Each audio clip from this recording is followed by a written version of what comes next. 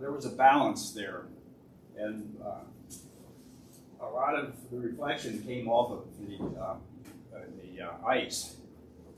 See the North Pole, a lot of it gets reflected out. But what has happened is, over time, burning fossil fuels, we have thickened the atmosphere. And you can see over here, this depiction in 1880, the atmosphere was thin. One scientist said that the atmosphere relative to the Earth is about like a contact lens. The thickness of a contact lens is to your eye. It's very thin, it's very fragile. And so the more CO2 we pump up there, the thicker the atmosphere gets. And the thicker it gets, the more heat it traps. And the more heat it traps, puts more moisture, holds more moisture in the atmosphere. And you know, when you have a storm these days, there's a lot more moisture that comes down than had been normal in the past. And I don't know how many people have recognized that around here, but in our house, we have rainstorms now that just overwhelm the gutters. The rain gutters can't even handle it anymore. So what is CO2? Where does it come from? This shows what it takes to generate 1 million BTUs of energy. It takes 83 pounds of coal. It takes 156 pounds of wood, 52 pounds of oil, or 50 pounds of natural gas, which is actually methane. And you can see that, sorry. Okay. Is that better? No, I don't hear anything. Maybe. We knew Paul would come to save the day. I need him to go on the road with me. Yeah. Actually, I have my wife. She's my road manager. Your exact person. This is my wife, Terry. Not exact person. Not exact, no. At any rate, coal. The reason everybody picks on coal is because you can see that to create the same amount of energy, it puts way more CO2 in the atmosphere than the rest of the fossil fuels do. But wood, comes in second, oil third, and natural gas fourth. And during the colonial settlement and everything here, we relied heavily on wood to heat our homes and fire up steam engines and that kind of stuff. But now we're burning. Can you hear better now? You probably need to hold the microphone. All right. Yeah. How's this? Yeah. Better? All right. Gotta eat this butter, right? Yes.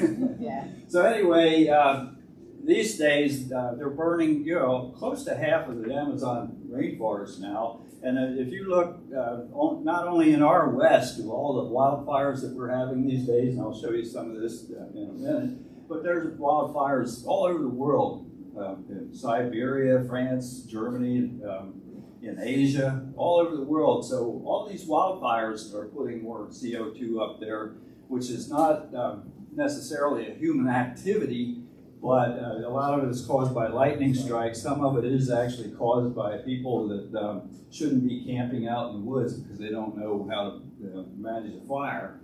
But these are the sources. This is the fossil fuel sources that is right now putting more CO2 in the atmosphere than nature would do.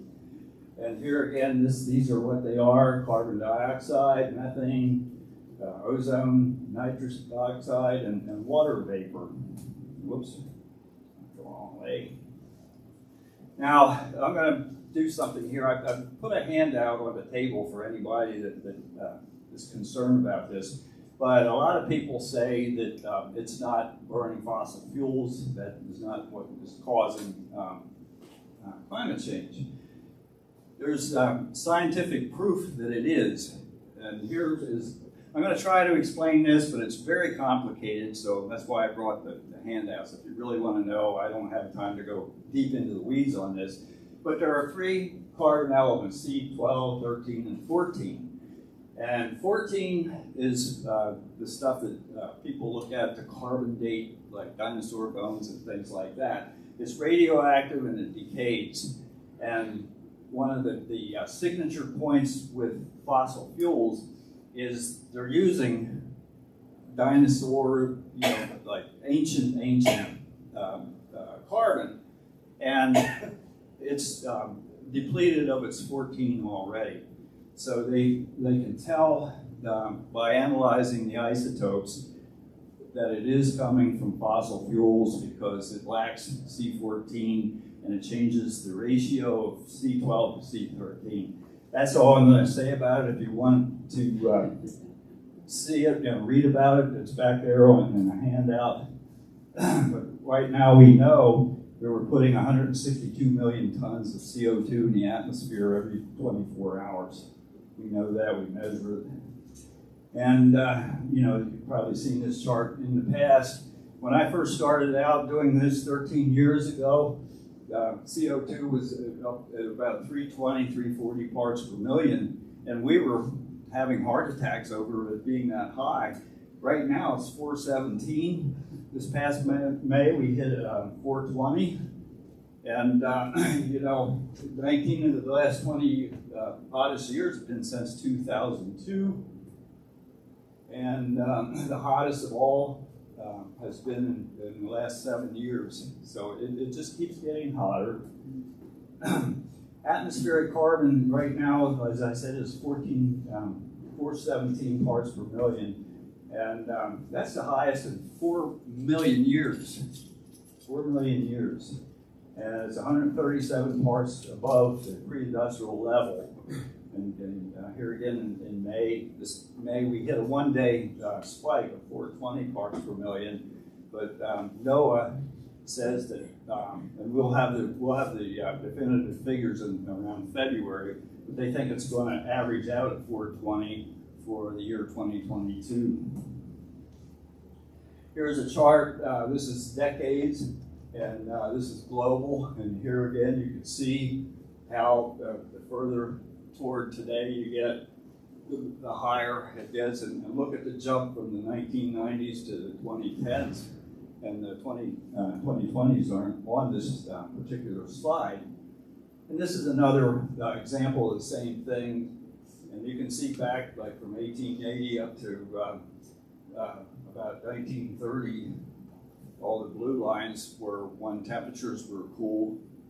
And you can see there's a couple jumps, and then look at it, it just goes straight up on the right end. Here is the same thing about ocean temperatures. The last ones were air temperatures, these are ocean temperatures.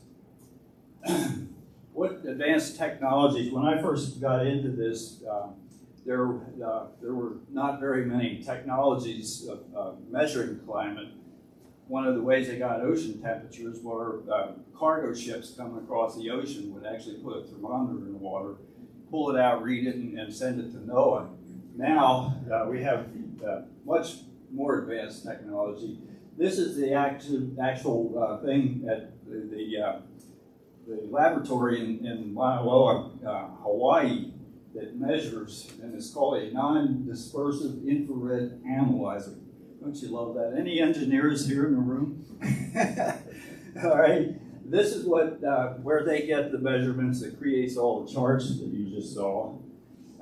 These are Argo floats. Originally, when this slide was made in 2012, there were 3,400 of them in all the major bodies of water around the planet. Now there are over 5,000 Argo floats out there, but the way they work is there's a float on the surface of the water, and there's a stem that goes down with a sensor at the bottom, at the the bottom of the ocean. And so it gives a sense of real-time temperature measurement and a couple other measures like salinity and that kind of stuff, but it sends this stuff to a satellite in real time. NOAA has it in real time now. It's not ships dropping a thermometer in the water anymore. So they really, really know what's going on with ocean temperatures. And this is a solid drone that they sent around Antarctica. And as you can see, it measures the carbon dioxide in the water and in the air And they're really concerned about this because there are some major, large-sized iceberg. Well, Ice sheets? this is a COVID. I had COVID back in July, and I think it's fog. Here's an example of it. The glaciers. There's one glacier called the Thwaites Glacier that has already broke off, and it's heading into the sea, and it'll raise sea level 2 feet by the time it completely melts, and it'll take a couple of decades for it to completely melt. But that's what they're studying there. We have 162, probably a little bit more than that now, satellites up there specifically studying the atmosphere as it relates to climate change. So it's much more sophisticated than it had been in years past. And how's it affecting our planet? The red thing are the extreme heat waves and wildfires, droughts, and that sort of thing. Blue is floods and mudslides, and what looks yellow to me is really extreme storms. And here again, you can see how it just keeps going up on the right end of the slide. And this is real important. From 2017 to 2021, there's been 89 extreme weather events totaling $740 billion and a loss of 4,557 lives. 2021 had $22 billion storms totaling $145 billion, causing 688 deaths. And this doesn't account for Hurricane Ian that happened this year. And when they started measuring these things or keeping track of things as billion-dollar storms now, anything less than $1 billion isn't included in this. So that's why you get 145 billion there, because it's whatever is $1 billion and up is what they're tracking. And there are 2 Septembers were the hottest ever recorded on the planet. One was 2019, one was 2015. And a person, over 130 degrees with high humidity, you can only last about 10 minutes without getting the onset of heat stroke. And this is a little gauge. I didn't realize that 80 up was that crucial, but you can see here that it can cause dehydration. 90 degrees up is heat cramps, on up. And the hotter, I said earlier, the hotter the atmosphere gets, the more moisture it traps, and the more moisture it traps, the more that comes down in rainfall. And this is what they call a rain bomb. This was in Phoenix, Arizona. And Arizona, as I'm sure a lot of you know, is a very arid area, and the soil out there just is not capable of handling a deluge like that, and that did a lot of destruction. There's been heavy rains. This is one in Louisiana. This was in Harrisburg, Pennsylvania, back in 2017. Pennsylvania, it was the rainiest season Pennsylvania ever experienced. It caused $169 million in damages in the state, and wreaked a lot of havoc. And out in the Midwest, they go from drought to floods. And here you can see where these grain silos were broken from the floodwaters and so forth, and ruined this guy's whole revenue for his whole season, and caused shortages down the supply line. And a lot of places that experience flooding, and Philadelphia is a good case, are in black neighborhoods or low-income neighborhoods. And this is worldwide. This was the aftermath of a flood in Germany. And Pakistan, this is happening now. Pakistan, if you can imagine this, a third of the whole country was underwater in these floods. And it displaced 30 million people. you can imagine 30 million people, and 600,000 people were put in. This says relief camps. We refer to them as climate refugees these days. When the oceans warm up, it makes hurricanes stronger. A lot of people don't understand the difference between weather and climate. Weather is what we experience all the time daily. Climate is what influences the weather. And when the oceans are that hot, it gives more fuel to the hurricane. So, it would have been a hurricane anyway, except that this makes them way more powerful. And we're seeing a lot of Category 5s, but here's some examples of the destruction. This is the one I was talking about earlier. I walked down the hill from my house. This was after Hurricane Ida. And the buildings that you see on the left side here were people's homes that got washed down in the floodwaters and crashed into this bridge that goes over the Brandywine Creek. And the one over here was a house upstream that managed to stay on its foundation, but you can see the water is up to the windowsills on there, and that house has since been torn down and replaced. But these storms are causing refugees. People are living in gymnasiums and places, sports stadiums and things like that. And one of the things that I would like to hear on the news that I've never heard yet is, with all the wildfires and all the hurricanes and all this stuff, nobody talks about what has happened to these people who have permanently lost their homes. They're still out there someplace, and I don't know if anybody's paying attention to them. But the UN says by the end, the turn of the century, they think there's going to be like 200 million climate refugees on the planet.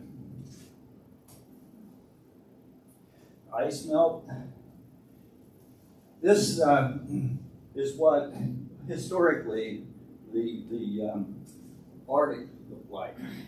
And when I talked about radiation coming in from the sun and reflecting back out, it reflected out a lot of radiation, and that's what kept the natural balance in our weather for millennium.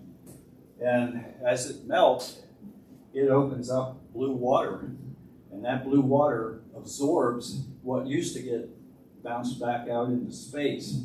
They call that a positive feedback loop. And this is an older slide, so we've lost a lot more ice than what you see there right now. But look at the difference.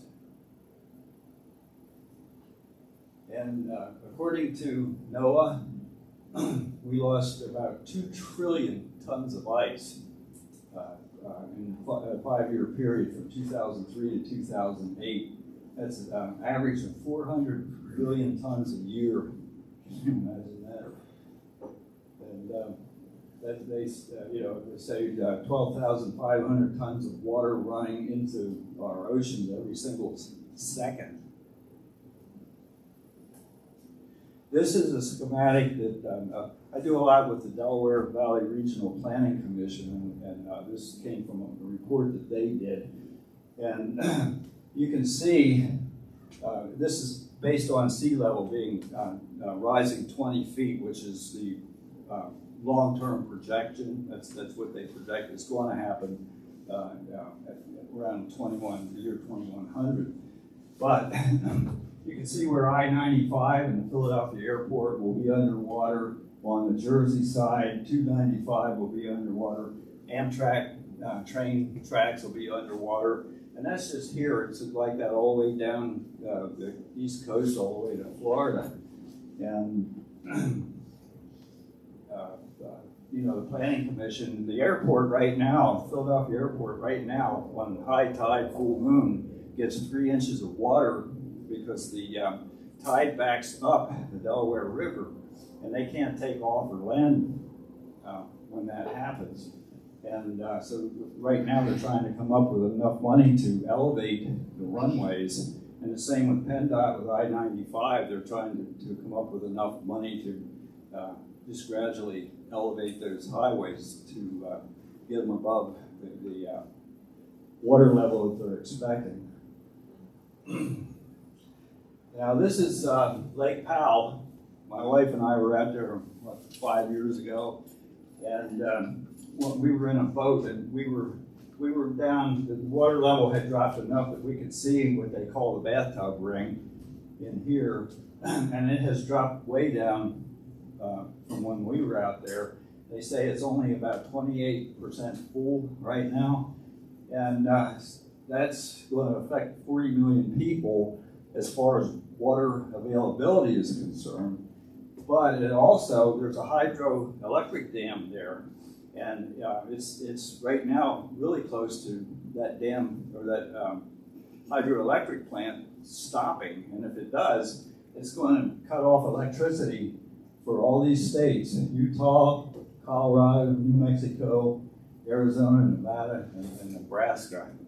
So they're all going to lose electricity if it gets low enough. And not only that, Lake Powell feeds Lake Mead over on the Nevada border, and so it's going to affect Nevada, parts of California, and all of that. And they're just the drought's not letting up. And North Dakota. Now this was several years ago. I was out there doing a presentation like this, and a bunch of farmers showed up, and they were having trouble planting wheat because of the season shortened, and then it was really dry, and so a lot of the wheat got about knee high, and then it stopped growing, and they couldn't sell it, so they lost a whole year's worth of revenue from that. And today, it's way drier out there. They're in the drought. They can't even. They don't even plant it. They don't even plant it. And here, 2017 in North Dakota, that's as high as the corn got that year because it was so dry. So it just totally ruined the guy's crop and the supply chain. Now here's the Gobi Desert in China, and you can see where the sand is encroaching on the agricultural areas there. So it's a worldwide thing. It's global. And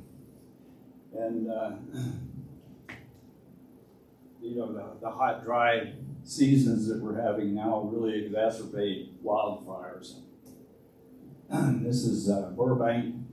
They lost 7,000 acres in a fire like that. And I can't imagine if I were in one of these houses down here and I looked up on the hill and I saw that coming, I think I'd be out of there real fast. This is the Camp Fire, which was a really disastrous one. 14,000 homes were lost and 52,000 people were displaced. And this was here again where they put a lot of the refugees from these events. And it was worldwide. This is Australia. They were having terrible fires. And this one, I've been doing this for almost 13 years, and I've dealt with a lot of people who deny that climate change is real. And I think this sort of demonstrates the epitome of denial. I mean, they're going to finish their golf game, and there's a wildfire coming over the hill. And what's stopping us from stopping burning fossil fuel? There's a lot of stuff going on. Exxon in 2005 to 2015, Exxon spent $2.9 billion advertising their product and denying that it was causing climate change. They spent $1.3 billion on lobbying Congress. They spent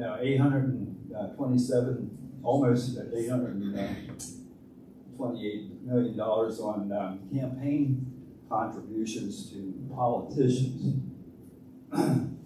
And the Koch brothers, I don't know how many people have heard about them. I think it's David that passed away. but they gave $55.2 million to the list of institutions that you see there who provide news content for newspapers and Fox News and some of those organizations. And Exxon chipped in $23 million for that project. And on the day that they were going to cut the subsidies from oil companies in Congress, $131,500 showed up in Mitch McConnell's campaign contributions. And so, as it says here, it never came out of committee to get a vote. Good old Mitch. And it took legal action, to get the oil companies to even admit that they're causing climate change. There's a big lawsuit in New York State that I think they won. I think it's a done deal now, in which they won against the oil companies. The big wheel keeps on turning, proud Mary keeps on burning. All right, what are our biggest challenges? I attended the COP15 and the COP21 climate summits and the Climate Action Summit at the UN. And at the very top of this scale, where it's not red anymore, that little black thing, there was COP26 in there with Copenhagen. And as you can see, all these meetings, and if climate change weren't real, you wouldn't have 165 nations from around the world attending these things, because not only do they attend that main COP meeting, that's the big meeting, there are several meetings every year, and they have all these 5-year meetings that they have to do and everything, trying to keep their commitments going and so forth. They wouldn't do that if this was a hoax. It would be a total waste of time and a waste of money and so forth. So it's very real. The problem is we're not making any progress. The temperature just keeps on going up because people aren't they're not living up to the promises, the commitments that they made at these summits. And here you can see the pledges that they did in Glasgow last year only come to 7.5% of what they need if they want to cut CO2 emissions in half by 2030. 7.5%. It would take 55% reductions to actually achieve that 50% cut in 2030. And it would take 30% just to keep us under the 2-degree area, level. Yes. In Canada, the big one, and I think it was the COP, was Kyoto, of course. Is that a COP as well? Yeah, Kyoto. Yeah, yeah. That was the first real launching pad. Yeah, that's right. Yeah, yes. Anyway, we're woefully short of what we need to do, and John Kerry himself says that we're not getting there. This is Jim Hansen, and according to Hansen, and this report came out in August, he says we have missed our chance to stay at the 1.5 degree. That's water over the dam. He said, and the best we can do now is to strive to keep it at the 2-degree level, and that's he said it's a very slim chance we can do that just because we're not doing enough fast enough. This is all about speed at this point. A lot of people say, what's the big deal between a 0.5 degree temperature, like from 1.5 to 2 degrees? A 0.5 degree raises it actually doubles the rate of crop failure. You could read this. Very sick coral reefs. Right now coral reefs are very sick. When we get to 2 degrees, they'll be dead. There won't be coral reefs anymore, and it means the fisheries and because the fisheries in half and triples the number of extreme heat waves So that's why people are worried about that half-degree change. It's not like a day here, you get up in the morning and it's 28 and then it gets up to 40 in the afternoon. We're talking about climate, not weather. And here again, they project, the Energy Information Administration is projecting that usage of fossil fuel is going to increase. And, you know, we're supposed to get to zero emissions by 2050, and they're going in the wrong direction. So, and then the war with Russia and Ukraine has really tipped the scales on this, because a lot of these countries are going into wintertime now and they need heat. So India in particular has really ramped up their purchase of coal, and a lot of countries are doing the same thing. Other countries are doing, and they're scurrying to get enough energy to stay warm during the wintertime. So you know, we're sort of between a rock and a hard place. And you know, this is the Secretary General of the UN. He's you know, he brings it down to you know, it's a moral issue. Now, for some uplifting, Please. some hopeful things. I had fun with this yesterday. I did a presentation for a bunch of engineers yesterday, and young engineers going into the engineering field, and I really picked on about their need to ramp up the inventions and so forth. But this is just a little purview of what the Inflation Reduction Act that just came out, Biden just passed. This is just like a thumbnail of where the money will go as it relates to the environment. There's other components for healthcare and different things, but this is, to give you an idea, he's talking about $386 million, and it's broken down into these different categories. We can't read them, they're too small. I'm sorry? We can't read them, they're too small for Oh, us I'm to see. sorry. I can't read them either. Yeah, I mean, you know, air pollution is one, individual clean energy initiatives another, clean manufacturing, clean fuel and vehicles, conservation, building efficiency, that's a big one. You know, transportation is where most of the CO2 comes from, but the other one is building efficiency. You know, most of the buildings built leak like a sieve. You know, the heat and energy just escapes out poorly insulated walls and that kind of stuff. So that's actually number 2 in CO2 leakage or emissions. But here's some of the creative things. This is real. And I think this is in France, if I remember right. But you know, people complain about the solar panels taking up arable land, and so these people. This might be Finland. I forget where this is, but they have these pods, solar pods, floating out in the water. So they're not using any of the land that they need to grow food on and so forth. So there's an invention. This is one that hasn't happened yet, and this is one that I really pushed on these engineering guys yesterday. It's supposed to be doable, but it would really, really answer a big problem that we have with solar now, which is if it's cloudy, it's not as efficient as when it's sunny.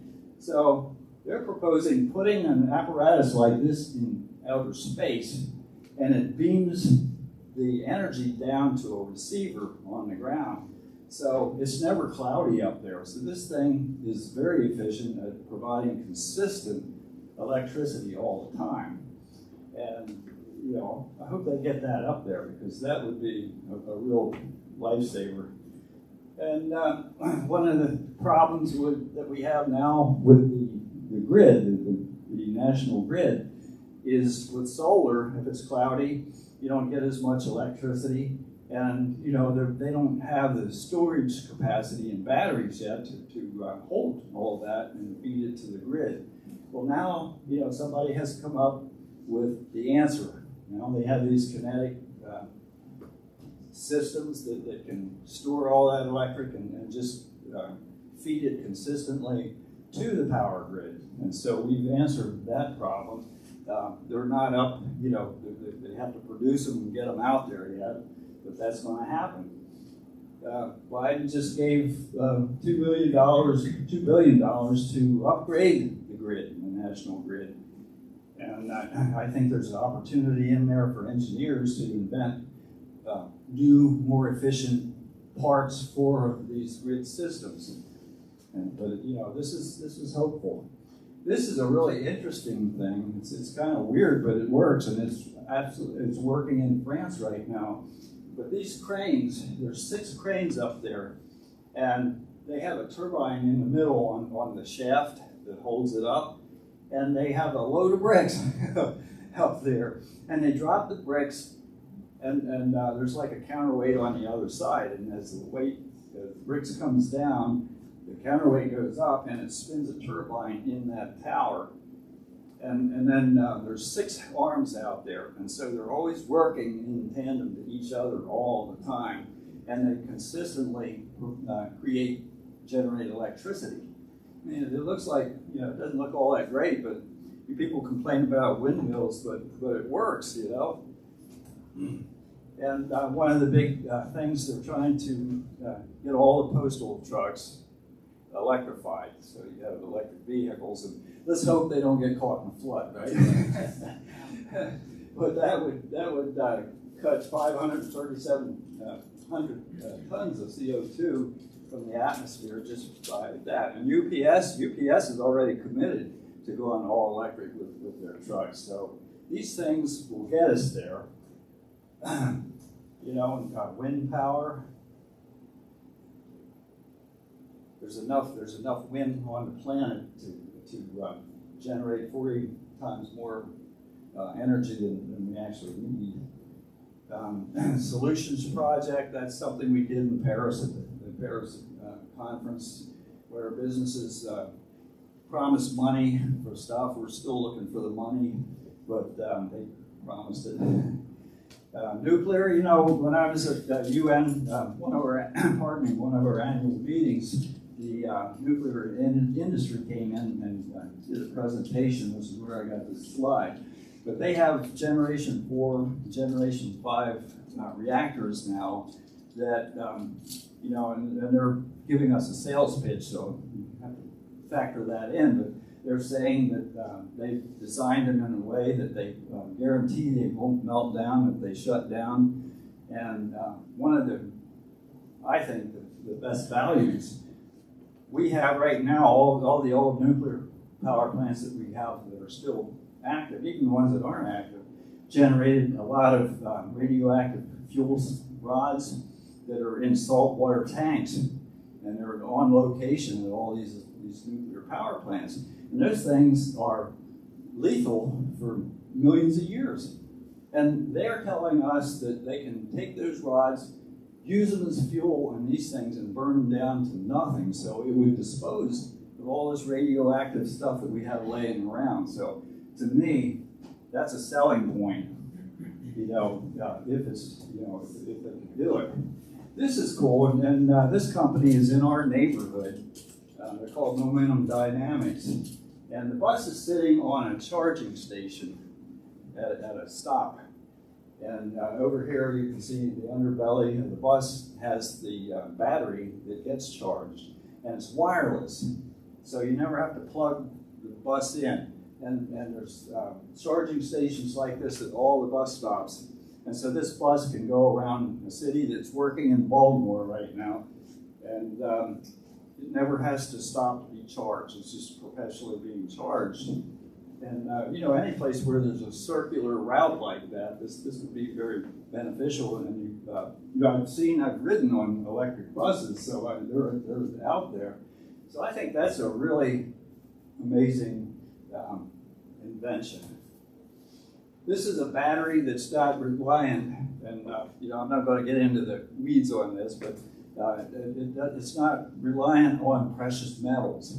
You know, one of the big things that batteries right now is they're really running out, of enough precious metals that go into batteries to make more batteries. So here is an answer to that problem. I don't know how many of them are actually active at this point in time, but this is a promise.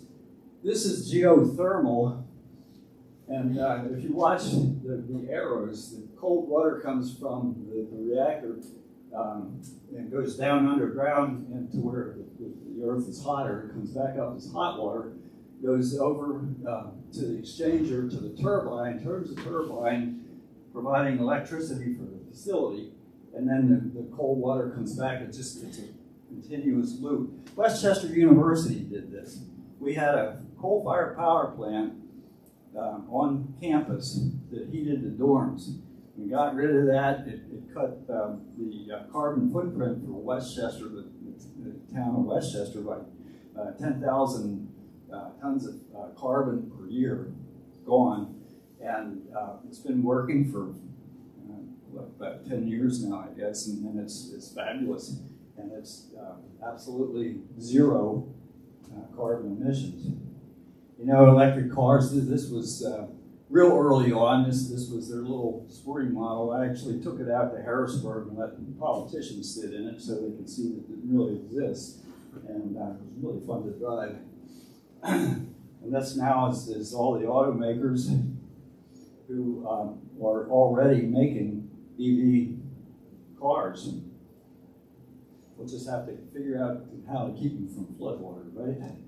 Now, carbon capture was a big promise. People said, you know, we can suck the CO2 that we have now in the atmosphere, suck it out, and bring the temperature levels back down.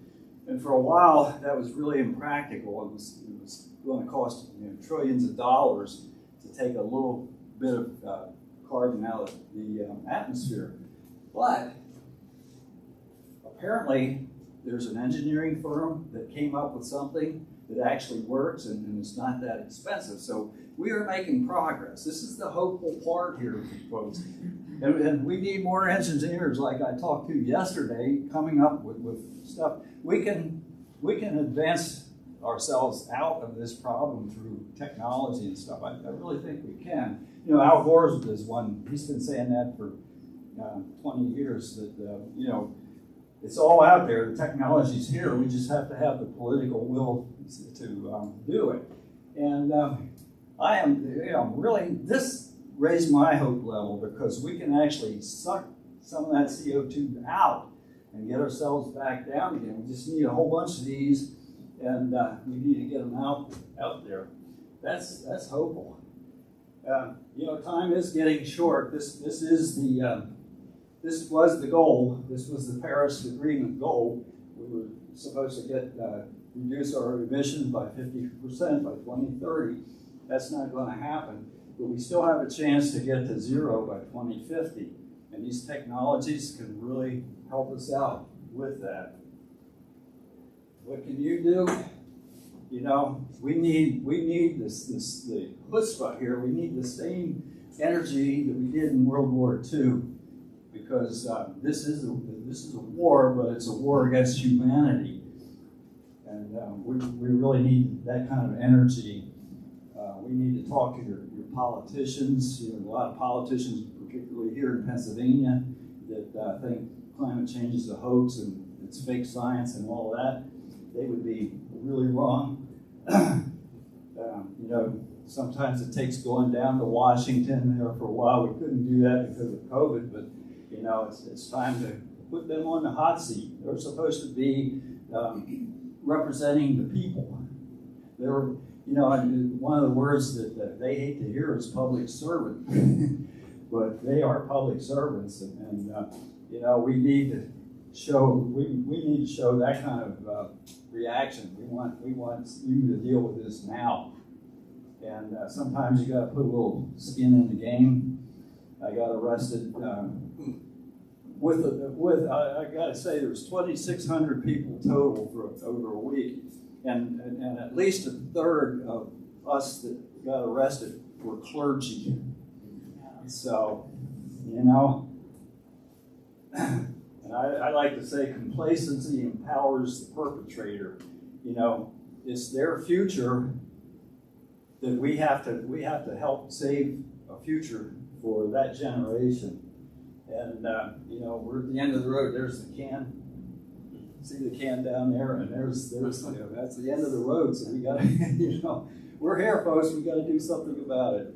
And I'll stop yapping now. Anybody have any questions? Yes. So it seems like, my observation out here, it seems like there's a 1/3, 1/3, 1/3 problem. Demonstrating to your audiences that the climate is getting hotter. Demonstrating to your audiences that humans are involved in the climate getting hotter. And then proposing to your audiences that there are some things that can be done. Yeah. Where are you, I don't mean 1/3, what I meant was, it seems like there's 3 steps. Where do you find yourself spending most of your energy?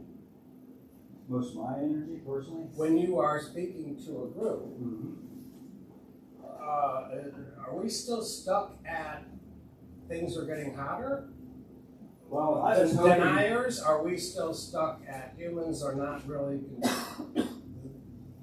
a contributing factor? And are we stuck at why should we spend all this money to try to reverse a trend? Where do you find yourself putting your energy? Well, my energy, my hope, the reason I drove an hour and a half up here to talk to you folks is to enlighten you to what the problem is, enlighten you as to what we need. We need to have you guys, number one, do what you can do to lower your carbon footprint. But the real thing is, because it's such a big problem, is we need you to convince your legislators to get on the stick and do something about this and not deny it. So where do I need to start? Am I starting at, do I need to convince legislators that indeed the climate is getting hotter?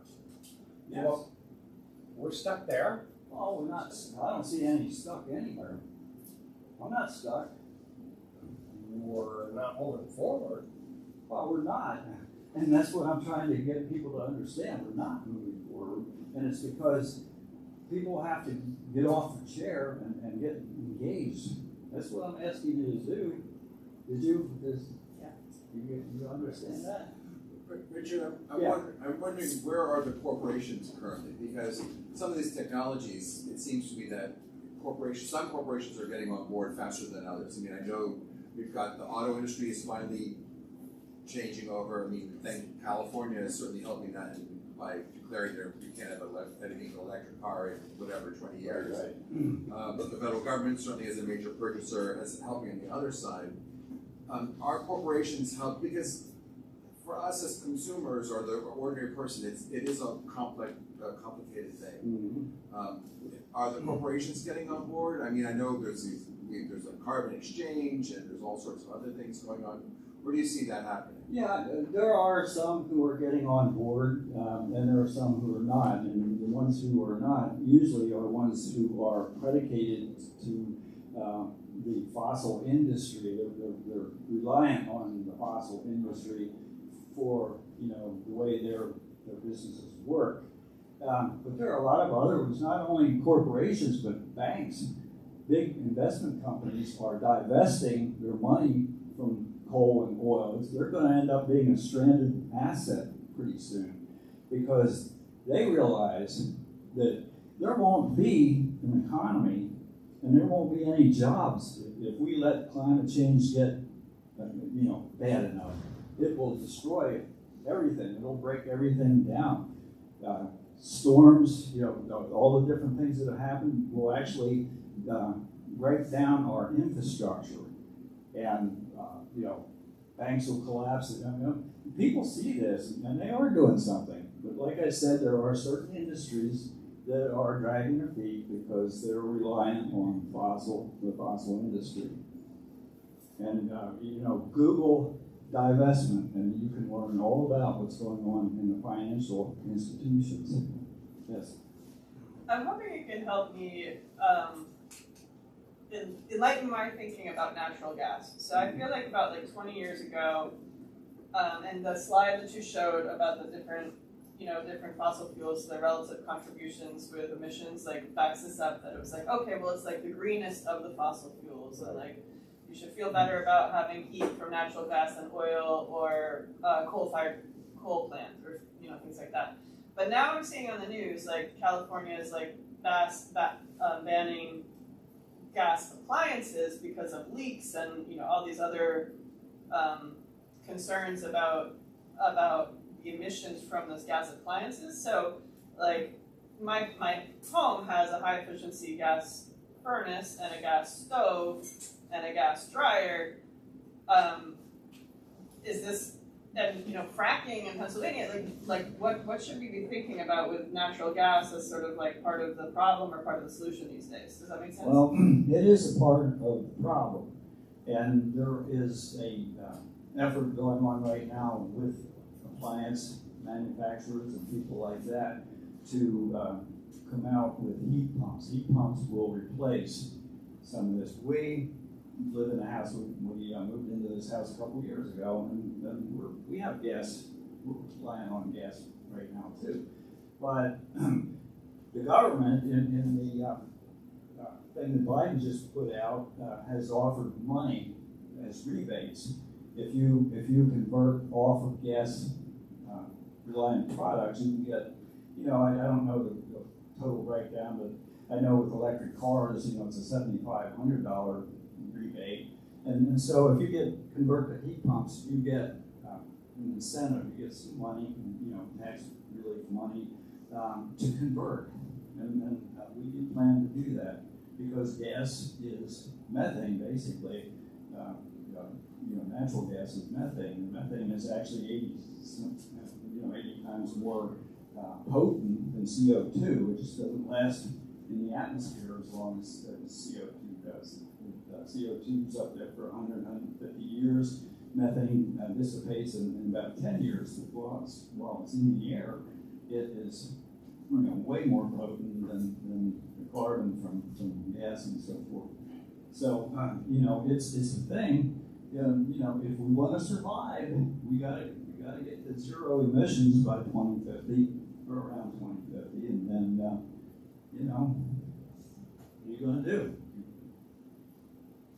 I think there's some hopeful signs on campuses, particularly.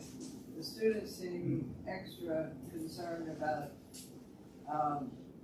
their own campus power consumption and how much, what's fueling it. Lehigh here has a whole department and a major in engineering on grid issues. The students are the ones that are pressing for divestment. The students are pressing that their whole campus converts to geothermal. So watch the campuses, and that's I think where a lot of good action is. And those people are the ones that are going to inherit the earth from us. That's right. And so they have a right to be concerned. I didn't mention Greta Thunberg, but I'm sure people have heard of her. When she started out, she was 13 years old, and she created a huge movement with youth in almost every country, but here, it's just like, where are the kids here, But I wanted to, you're following up on what I was going to say. Oh, okay. I had an education by having a German exchange student 25 years ago who was going into architecture. He knew about LED, which, is it LED or LED buildings. He's teaching me everything I picked up. Why do you use paper towels? Use a rag, wash it out. You know how much energy it expends to make that paper towel. You want an education on how much you waste? Bring in a German exchange student. Everything we did, my friends were going, can you shut him up?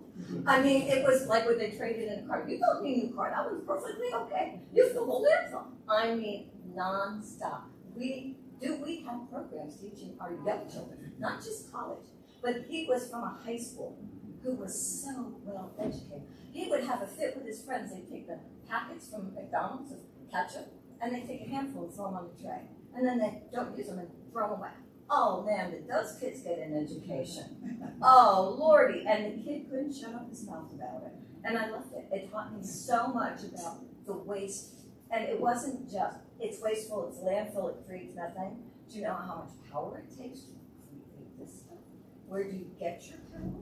Because he's in a country that does not have that kind of luxury.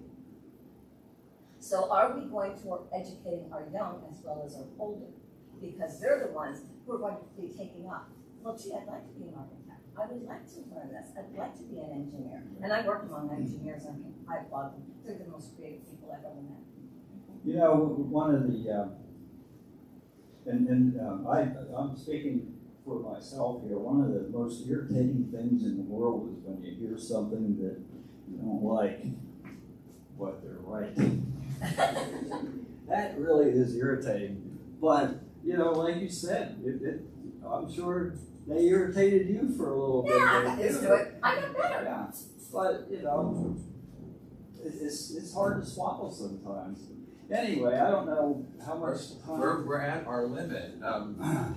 Thank you so very much. I think one of the underlying questions is, right, I mean, how do we make this a public priority? And I always watch the polls where after the hurricane, climate change is up here, but it quickly goes back to the number 6. And so how do we continue to keep this in the forefront and make this an issue? And part of it's just having these conversations. And that is my intention.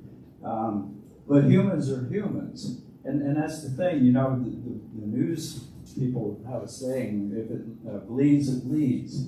And as soon as it's not bleeding anymore, it drops off the chart. It's like all those people who were homeless from the hurricanes and wildfires and all that stuff. They're still homeless, but they don't exist because you don't hear about them on the news.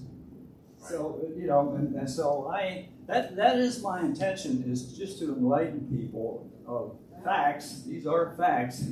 And, you know, hopefully it will motivate you to you know, jump in the game, help us get to zero emissions by 2050.